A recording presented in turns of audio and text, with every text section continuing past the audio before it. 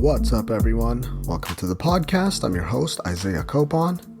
It's May 29, 2023, and this is Lift and Learn episode 120. In this episode, I'll talk about how to bring up a lagging body part. So I'll talk about some strategies to address weaker body parts in terms of strength and development. And then I'll talk about how to overcome lower back pain, which affects everyone at one point or another. Before that, though, I'll talk a bit about what I've been up to lately, and that might include fitness-related topics, and it might not. If you want to follow me, your host, on Instagram, it's isaiah.copon, and you can also check out my website, isaiahcopon.com. The podcast is on Instagram at Lift and Learn Podcast, on Twitter at Lift and Learn Pod, and also on Facebook. You can just search Lift and Learn Podcast. With that being said, let's get into it. When it comes to achieving your fitness goals, consistency is key. And this is something I've talked about before. I had to bring this up this week because I've had a lot of talks this week with some of my clients who have been missing sessions or not doing their homework per se. If we really want to live our best life, more pain-free, then doing the work consistently, that's what's gonna make a big difference. Now, yeah, you'll miss some days because of a vacation and if you're sick, but other than that, you should be finding time to exercise, even if it is just a little bit, especially in today's world, the modern world. Doing a little bit of activity constantly and consistently is when you'll start to see the long-term gains. Consistency builds habits and routines, and that's what's going to keep you on track.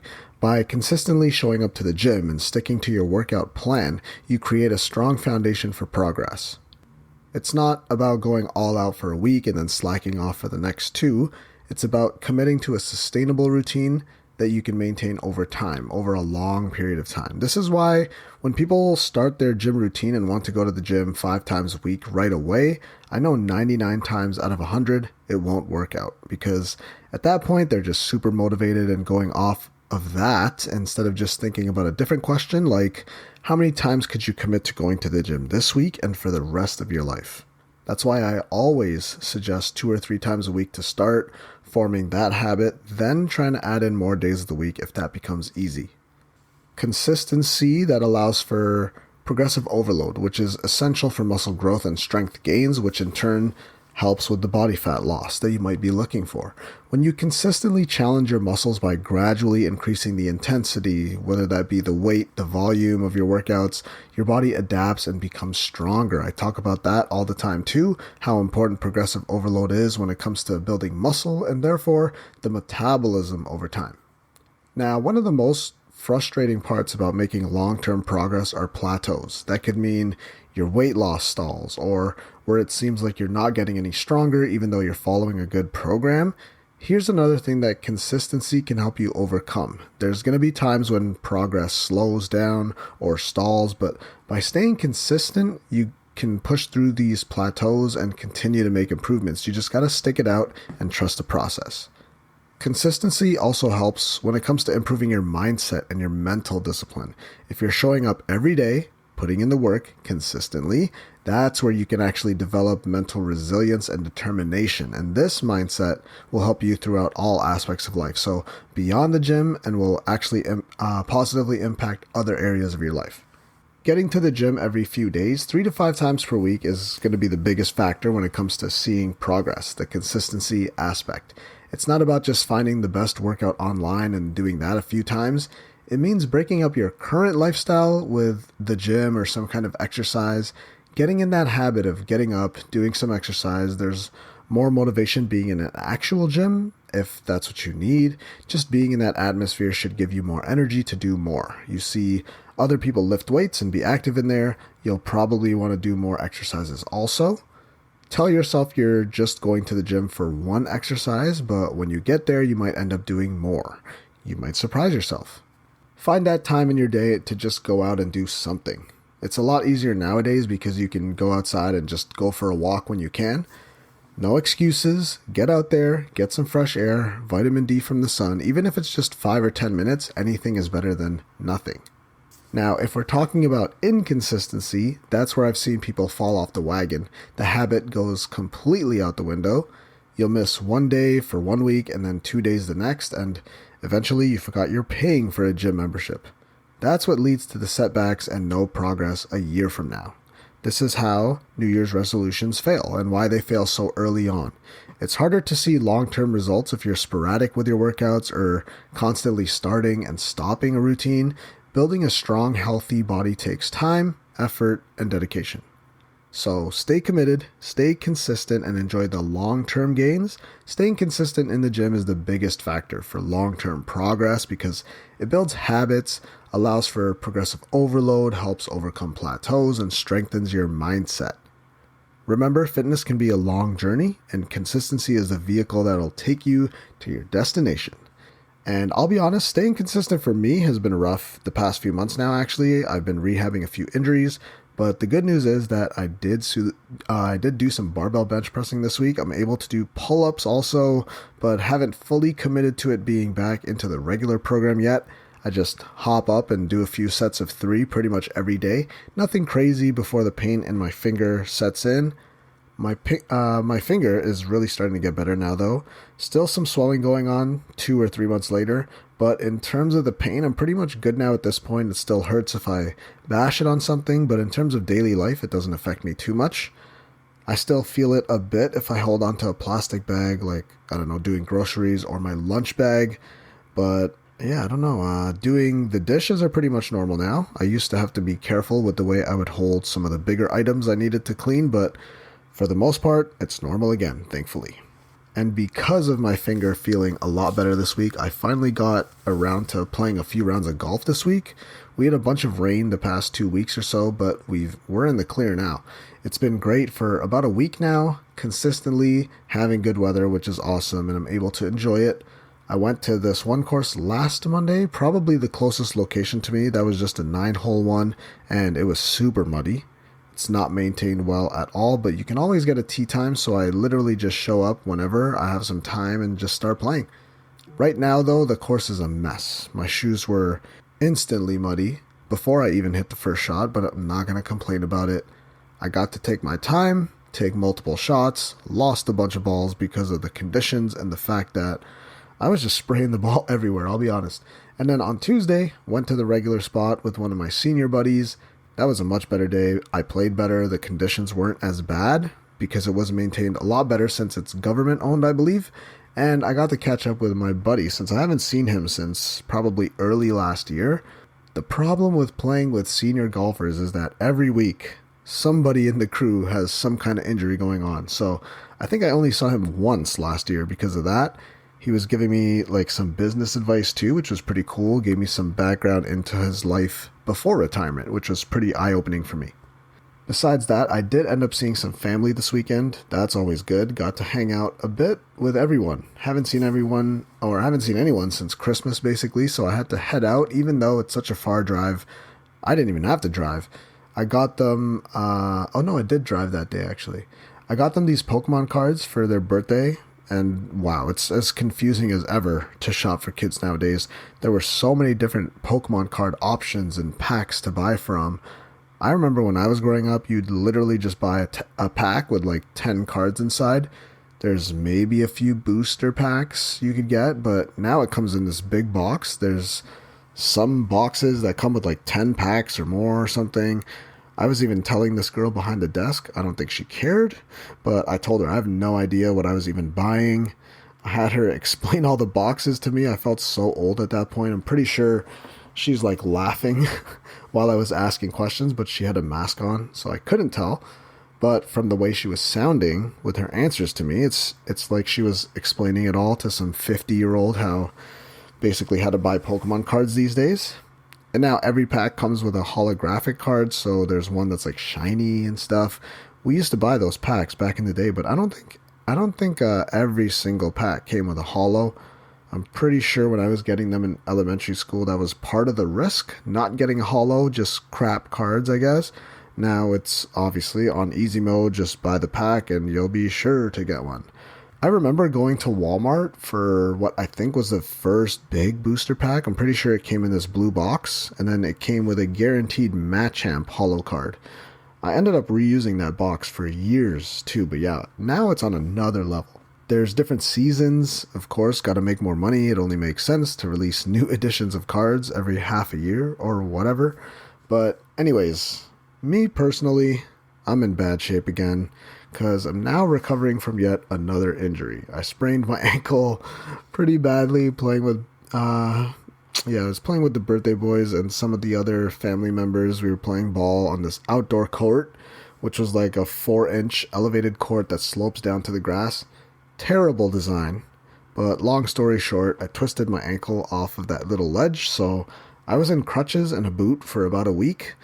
Literally just started walking on my own yesterday, so I'm rehabbing that for this week. I just get to basically take a week off doing leg days, and I have a valid excuse. So let's really pray for me, guys. Let's really hope that is my last injury for the year, because my training has not been good to start 2023, or at least not even start. I mean, we're halfway through almost. Other than that, life's been great. Chicago Blackhawks got the #1 overall pick, so Connor Bedard hype train, here we go. Get hard for Bedard, baby. The playoffs have been fun to watch, but I've actually been watching more basketball than hockey lately. I was watching LeBron do his thing out there. I really can't believe how he's been able to stay healthy for so long for the most part. I think he's playing through like some foot injury, but I mean, he's still able to play like 48 minutes in the last game of the year, which is insane, since I feel like I'm just falling apart just playing sports, and specifically basketball, for like 20 minutes. In terms of the big leagues, LeBron's actually eliminated already. The run's over for him this year. Lakers got swept by the Nuggets. Nikola Jokic and Jamal Murray have been doing their thing, man, for those Nuggets. They're playing well. And last night was a crazy Game 6 between the Heat and the Celtics. So the Heat were up 3-0 in the series, and now it's tied because of this crazy buzzer beater at the end of that game. But at the same time, the refs determined the outcome by completely rigging the game as a whole. So many stopped plays, fouls every few seconds. It was like I was watching a free throw competition. This is why I can't watch basketball all the time anymore. The refs just basically choose the winner in those close games, and they were definitely trying to get it to a Game 7 with all of those calls against the Celtics. It was just ridiculous. Question 1. How to bring up lagging body parts. Bringing up lagging body parts is a common challenge for many people who are looking to build a balanced and aesthetically pleasing physique. This is definitely a constant struggle for me as well, especially in the past, but I've learned some strategies to help bring up those certain weaker areas over the years. The first step when it comes to addressing lagging body parts is to identify which areas are falling behind. That's exactly what this means. You can do this by physically looking at yourself, maybe stepping on a fancy scale like an InBody that breaks down left and right sides of your body, or strengthen muscle size in different exercises. Once you have identified the areas that need improvement, you can then begin to focus on specific training strategies to address those areas. So let's say your lagging areas are calves, possibly speaking from experience here. A smart decision would be to start your workout by doing this body part first. So starting the workout routine by doing calf raises of some sort. Along with calves, for me lately, core has been a focus, and it should have been a while ago, but at least now it is. That means at the beginning of some of my workouts, I'll start by hitting core, whether that be abs or lower back. This is effective because this way you have the most energy in your workout because you've just started. So you're able to go heavier or harder during those exercises, as opposed to at the end where you're kind of running low in the tank, or maybe even just skipping it altogether. I've been there, and that still happens to me today, and that's why this is so effective. Another good strategy to think about when it comes to bringing up lagging body parts is to increase the training frequency for those areas. This means training the lagging muscle groups more often than other areas, and that could mean more workouts or exercises specifically targeting those areas. It's important to remember, however, that training frequency should be balanced with rest and recovery. So be sure to give those areas adequate time to recover between workouts. Don't just hit arms every day as hard as you can because they're lagging behind. You need time to recover and build those areas as well. Another strategy for addressing lagging body parts is to increase the volume of training for those areas. Pretty similar to the last thing I just talked about. This means performing more sets and reps for those areas than other areas. But again, be careful not to overdo it because you could cause injury or burnout. Gradual, progressive increases in volume are the key to success here. Now, when it comes to your workouts in the gym, they're usually going to be anywhere from 60 to 90 minutes of exercise, and then the rest of the day you have work or have school, whatever it is. If you're at home, what you could do would be to just grab some light dumbbells for the house and just hit some curls every now and then, whenever you have a few minutes, if your arms are lacking, for example. It doesn't always need to be a dedicated hour workout when it comes to exercise. Any duration and activity could be good enough, especially if you're just starting out. Additionally, it may be helpful to focus on exercises that target the specific muscle groups you're trying to bring up. For example, if you have lagging hamstrings, you may want to incorporate more exercises such as deadlifts, lunges, or hamstring curls into your workouts if you don't have those already. Finally, proper nutrition and recovery are also critical for bringing up lagging body parts. Make sure you're eating enough calories and protein to support muscle growth, and get adequate rest and recovery between workouts to allow your muscles to repair and grow. Remember that eating in a surplus helps with the recovery process. You can't just go to the gym, work out as hard as you can, and leave there solving all of your issues. The recovery is the important part where you're building yourself back up. So when it comes to bringing up lagging body parts, there's a few strategies you can do. It's a combination of targeted training, also training smarter, adequate rest and recovery, and proper nutrition. By identifying your weak areas and implementing targeted strategies to address them, you can build a more balanced and aesthetically pleasing physique. Question 2. I have lower back problems. How do I overcome this? As a personal trainer for the past 8 years now, this is one of the biggest issues that people face today. I'm talking all over the world and most of my clients over the years. Eventually, everyone will deal with this in some way, shape, or form. And depending on the severity, it could really drastically affect your life. Back problems can be a debilitating condition that affects millions of people. Like I said, everyone has experienced it. You feel pain, stiffness, and limited mobility, making it difficult to perform, everyday tasks. However, there are ways to overcome back problems and improve your quality of life.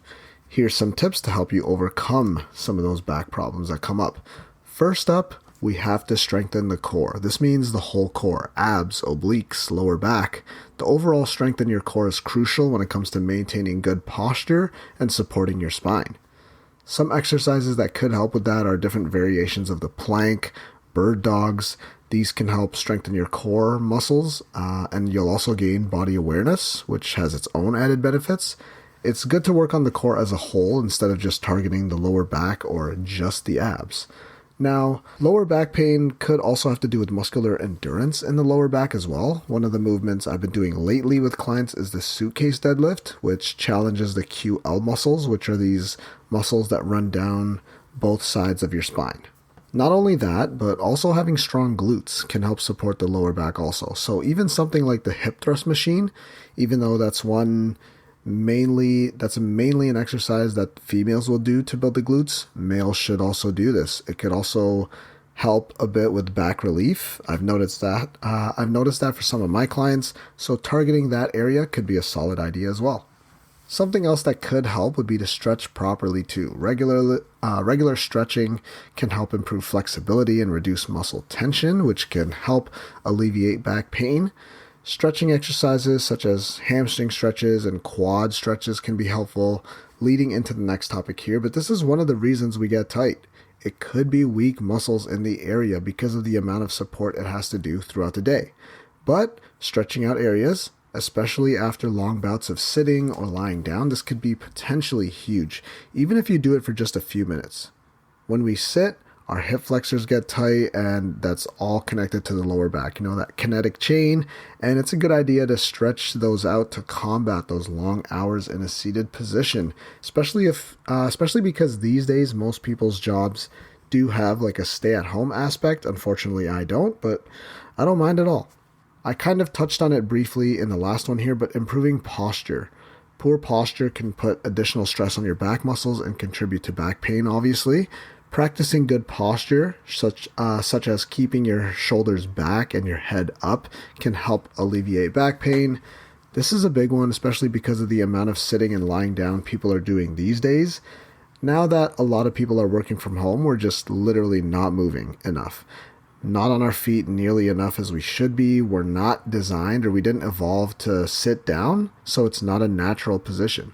This is creating posture issues, upper cross syndrome, and if you don't try to fix that, this is what could be happening. You could be exacerbating pain areas, especially in the low back. And then we got aerobic exercise. That helps. Regular aerobic exercise like walking, running, cycling, that can help strengthen your back muscles also. It helps improve circulation throughout the body and reduces inflammation as well. Like I said, any form of exercise could be helpful here. Other small factors that could help, besides the main ones we just talked about, could be things like heat and cold therapy. This can be effective for reducing pain and stiffness in your back. Applying a hot or cold pack to your back can help alleviate pain and inflammation. You can try that. I've been doing that on my ankle, my finger lately. We got the massage that could help. This kind of therapy can be helpful for reducing muscle tension and improving circulation also. And we got these fancy little massage guns at work and work on that for a little bit. It's temporary relief. I'll use it on myself, use it on my clients. It's temporary relief for the most part, but if you're having pain or discomfort, it could help with that. Something that could help would be deep breathing exercises. I know that sounds kind of like woo-woo, but yeah, it's could help. It's like things like meditation, visualization techniques. This could help improve quality of life, reduce pain, but basically there's several ways to overcome back problems and improve your quality of life. So strengthening your core muscles, these are the main ones here. Stretching, improving posture, exercise. We just talked about the heat and cold therapy. The massage helps, and these can all be effective strategies for overcoming back problems you might have. However, it is important to consult with a healthcare professional before starting new exercise or maybe some next treatment. Like, you got to make sure that it's safe and appropriate for yourself first. Like I said, even when you try to prevent it as much as possible, injuries are going to happen. Sometimes you will get that lower back tweak no matter how much you're doing everything perfectly. If you're active, especially if you're playing sports, there's always a risk to it. But do these things and they'll minimize the damage, how much it affects you, or how long it affects you. Working on all of this stuff just makes you less susceptible to injury. So work on some of these exercises and you should be over the chronic back pain. Some of the things I said here will help you, and it should help for the future also when it comes to preventing injury for any part of your body. And that concludes episode 120 of the podcast. Thank you for listening. If you really enjoyed the episode or my podcast as a whole, then please leave a review and comment on iTunes or whatever your choice of podcast platform is. Also, if you haven't already, you should hit that subscribe button because I'll be releasing episodes every Friday. If you want to follow me, your host, I'm Isaiah.Copon on Instagram, and you can also check out my website, isaiahcopon.com. If you want to follow the podcast, you can check out @Lift and Learn Podcast on Instagram. And there's also a Facebook page if you just search Lift and Learn Podcast.